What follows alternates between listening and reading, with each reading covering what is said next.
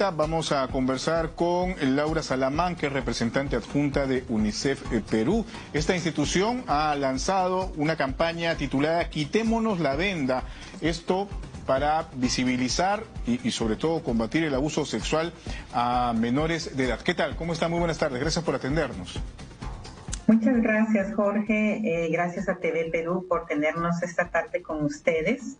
Como bien dices, nosotros estamos lanzando la campaña Quitémonos la venda. Bueno, hemos estado viendo algunas cifras que maneja UNICEF respecto precisamente a esta terrible situación a la que son sometidos miles de menores, hombres y mujeres en nuestro país.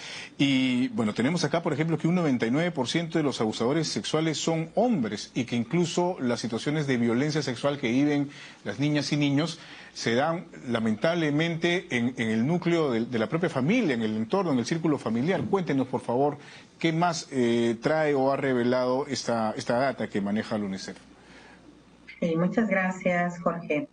Como bien indicas, lo que queremos hacer con la campaña es que la población peruana reconozca que existe un problema y que existe una violación contra los derechos de la niñez y la adolescencia. Hay violencia en general, la violencia en general afecta a la población infantil, pero la violencia sexual es una de las peores expresiones de violencia y es una de las que tiene mayores consecuencias. Por eso estamos lanzando esta campaña. Los datos son muy contundentes. Para decirte un dato, digamos, bastante práctico y que nos puede ayudar a entender la problemática, es que en el Perú a diario suceden 30 casos de violación o de abuso sexual hacia la niñez y la adolescencia. ¿Qué significa eso? Que si el día tiene 24 horas, podremos asumir que pasa más de un caso, uno punto y algo de caso cada hora. Y eso es un castigo, eso es una problemática muy dura, eso es como una situación que no debería estar pasando en el país. Adicionalmente, quiero comentarles que es un problema que afecta a todas las regiones del Perú. O sea, no hay ninguna región que no tenga casos reportados. Y eso es importante destacar, que también hay muy bajas denuncias, probablemente existan más. Y a pesar de eso, los datos son bastante altos. ¿Y usted cree que estas bajas denuncias considera que puede explicarlo precisamente en los casos que se dan en el círculo familiar, en el entorno cercano de los familiares? Porque, por ejemplo, hay información que tenemos precisamente aquí que se señala de los casos de abuso sexual. 24% corresponde al padrastro de la víctima. Hay porcentajes que tienen que ver con los tíos o con alguna persona cercana a la propia familia. ¿Puede darnos mayores detalles de esto, por favor? Sí, claro. El 99% de los casos, o sea, de todos los casos, son cometidos por hombres, ¿verdad? Eso es una cifra importante y es un dato importante. O sea, los que cometen este abuso, esta situación agravante, son hombres.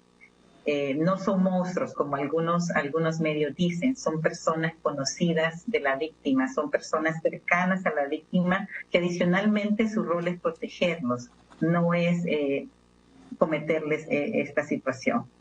El 24% son padrastros, como bien indicas, 23% son el tío de la víctima, el 20% es el padre biológico de la niña o del niño, y sucede en el entorno del hogar, sucede en el entorno familiar, puede ser en la misma casa o en casa de la familia, en la comunidad. Por tanto, es una persona conocida. ¿Qué sucede? Que la mayoría de estas situaciones son recurrentes, y cuando llegan a terminar en una denuncia es porque ya existe un cansancio, una situación apremiante, una situación difícil para esa niña y adolescente. Quizás también decirte que cuando esto sucede hay mucha confusión en niñas y niños. O sea, no es fácil sufrir este abuso para una niña, para un niño, y por tanto requiere siempre del apoyo de un adulto. Claro. Por eso nuestro llamado es a la población adulta. Claro, sin duda, y tiene mucho sentido lo que usted señala, porque precisamente los niños confían en su entorno, confían en sus padres, confían en sus tíos, confían, bueno, en las personas que están cerca a ellos, le dan esta confianza y obviamente es una ruptura, supongo yo, emocionalmente y mentalmente hablando, cuando suceden estos terribles casos de vejaciones. Usted ha utilizado una aclaración muy importante, me parece, en el discurso que se debe utilizar, ¿no? Que estas personas, los autores de estas vejaciones, no son monstruos, sino son hombres. ¿Qué tan importante es esto en realidad? ¿Por qué debemos tener muy en claro esta distinción de adjetivos que comúnmente se utilizan? Sí, entonces muchas gracias por la pregunta, porque realmente el que reconozcamos que son hombres y que son hombres cercanos al hogar, que yo, por ejemplo, te pongo un ejemplo, podría ser el padre de una niña, el padrastro de una niña, el tío de una niña, eso debería hacer reaccionar al círculo familiar, y nos debería llamar a reflexionar y a que esta familia, la mujer, la mamá o el cuidador principal, el papá, sean conscientes de lo que está pasando. Entonces, me gusta tu pregunta porque precisamente esto es lo que va de la mano con nuestra campaña, quitémonos la venda, o sea, veamos bien. El problema no es externo a nosotros, el problema está dentro de nuestro hogar, nuestra familia, nuestra comunidad. Y si la sociedad no es consciente de esta problemática, no se va a terminar. Entonces, aquí hay una combinación. Situaciones de abuso familiar es como que fuera una pandemia. Lo que pasa es que no es una pandemia como el COVID, pero es una problemática que afecta a la niñez y la adolescencia. Y para eso, sí, es una pandemia, es un problema. Entonces, deberíamos tener una corresponsabilidad donde hay parte de la responsabilidad en la familia, en la comunidad, que son garantes de los derechos de niñas, niños y adolescentes, pero también en el Estado. ¿Y en el Estado en quiénes? En las instituciones del gobierno, en el Poder Legislativo y en el Poder Judicial. Y lo quiero expresar así porque, como te decía, hay parte de la problemática es que no se reconoce en la familia, pero también hay una venda que está cubriendo a las personas que trabajan como profesionales en las instituciones públicas. Porque finalmente esta niña que denuncia termina yendo o a la policía, al sistema judicial, puede ser que termine haciendo uso de los servicios de salud mental del Ministerio de Salud. O son revictimizadas, pues, ¿no? Con los interrogatorios, las consultas, los papeleos, los trámites burocráticos. Exactamente, exactamente. Entonces, a ese punto que tú vas, porque si los profesionales que están en toda la cadena de servicios no están sensibilizados, hacen revictimización de esa niña, ese niño, con lo complejo que es vivir el abuso, el proceso es doloroso. Entonces tenemos que estar preparados también en las diferentes entidades del Estado para asegurar que se haga una adecuada atención a las víctimas.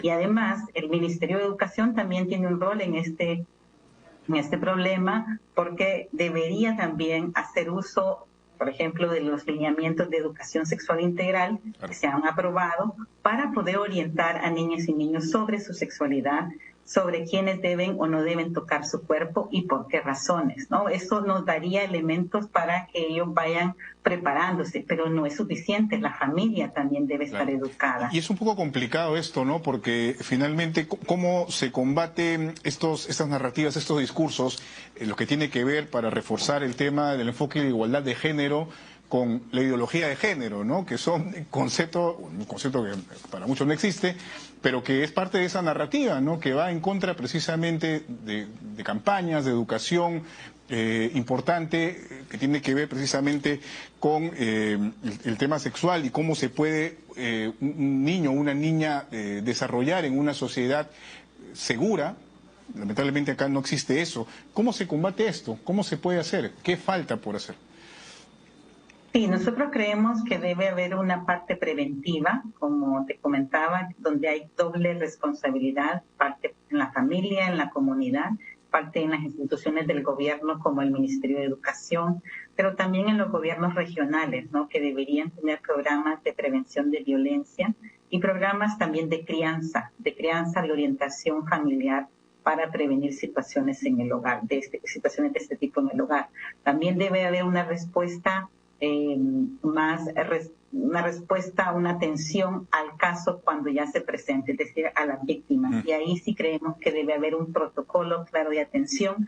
Sabemos que el Ministerio de Mujer y Poblaciones Vulnerables hace un esfuerzo por medio del Centro de Emergencia Mujer y la línea 100 y la línea 1810 para atender los casos, pero creemos que debe haber una atención integral y por tanto debería también estar en un protocolo más integrado los servicios de salud mental del Ministerio de Salud y otro tipo de servicios de apoyo emocional psicológico, aparte de lo legal, ¿no? Porque si no dejamos descompensada la respuesta. Muy bien, solamente para culminar, señora Salamanca, la campaña Quitémonos la Venda, ¿qué es lo que incluye? ¿Qué es lo que proyecta? Si nos puede explicar eso, por favor. Sí. Terminar. Sí. Nosotros estamos lanzando una campaña de sensibilización, como comentaba. En esta campaña estamos de la mano con el Ministerio de la Mujer y Poblaciones Vulnerables, porque creemos que debemos apoyar su respuesta programática a esta situación. Estamos realizando diferentes acciones en medios como esta entrevista, pero también editoriales de parte de todo el sistema de Naciones Unidas y de diferentes actores. Queremos culminar el 17 de noviembre con una caminata que va a salir de la Plaza de San Martín, en la cual invitamos a toda la población a que se una para decir que rechazamos esta situación que afecta a niñas, niños y adolescentes. Y también tenemos una alianza con los hermanos Yaipen, que estarán adaptando una de sus canciones para hacer referencia a esta problemática. Eventualmente el próximo año nosotros queremos continuar trabajando con el MIN, pero también haciendo abogacía con el Congreso, con el Ministerio de Finanzas, para que haya una mayor inversión para prevención y para responder a esta situación. Muy bien. Muchísimas gracias por haber conversado con nosotros. Es importantísimo, sin duda, generar estos espacios de conversación y de reflexión, sobre todo de reconocimiento, como usted ha señalado en algún momento, para quitarnos la venda a esta situación dolorosa y terrible por la que atraviesan muchos niños y niñas en nuestro país. Muchas gracias. Buenas tardes. Gracias. Hasta luego. Laura Salamanca, representante adjunta de UNICEF.